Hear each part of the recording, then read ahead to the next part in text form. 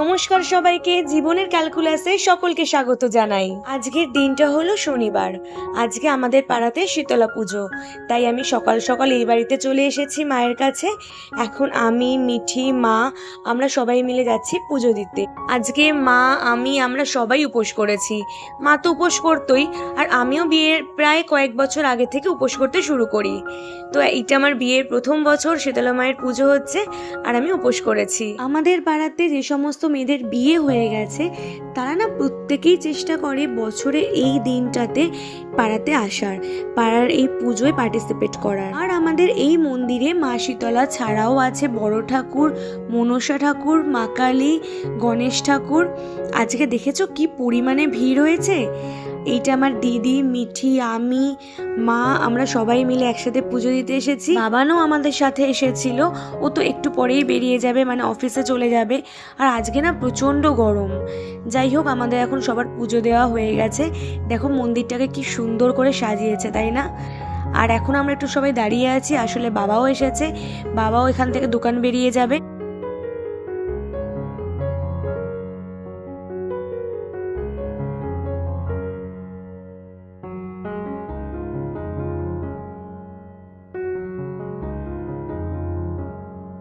বাবা দোকান চলে যাওয়ার পর আমরা চলে এলাম বাড়িতে।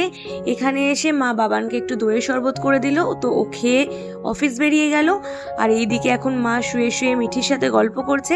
মিঠিকেও দইয়ের শরবত করে দিয়েছে, ও তো বাচ্চা মানুষ, ও বেশিক্ষণ উপোস করে থাকতে পারে না, তাও খালি দইয়ের শরবতটাই খাবে, আদার্স আর কিছু খাবে না। আর এইদিকে দেখো আমাদের টেবিলটার কি অবস্থা, দই, মিষ্টি, তারপরে পুজো দিতে গেছিলাম যে তার ফলের ডালা, সমস্ত কিছুতে টেবিল পুরো ভর্তি। যাই হোক, তারপরে আমি একটু শাড়িটা চেঞ্জ করে নিয়েছিলাম, চেঞ্জ করে চলে গেলাম দণ্ডি দেখতে।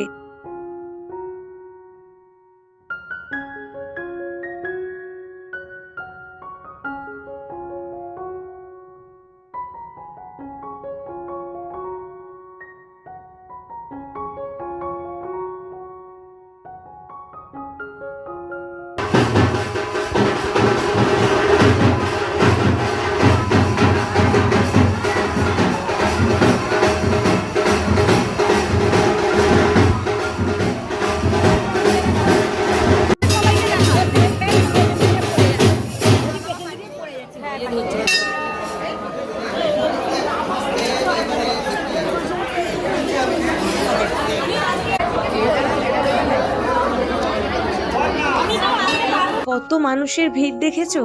সবার দণ্ডি কাটা হয়ে গেছে, যারা যারা ধুনো পোড়াবে তাদেরও সেটা হয়ে গেছে, আবার অনেকে বুক চিরে রক্ত দেয়, সেটাও হয়ে গেছে। দেখো মাকে কি দারুণ লাগছে।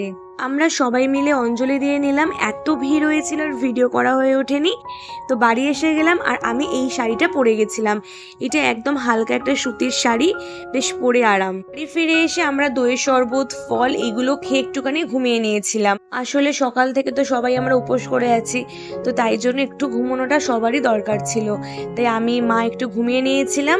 আর তারপরে সন্ধেবেলায় মিঠি, পেখম, ঋতু সবাই এসেছিল। আর পেখম বলছিল ম্যাগি খাবে, তো বানিয়ে দিতাম।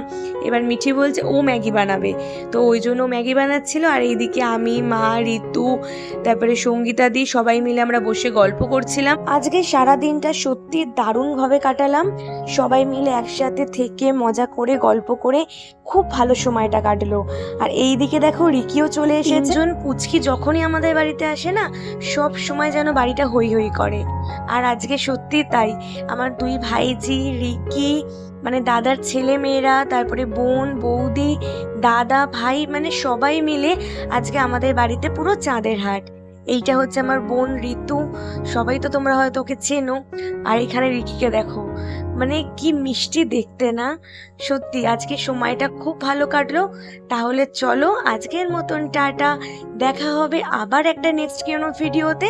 তাহলে চলো, সবাই খুব ভালো থেকো আর সুস্থ থেকো, টাটা।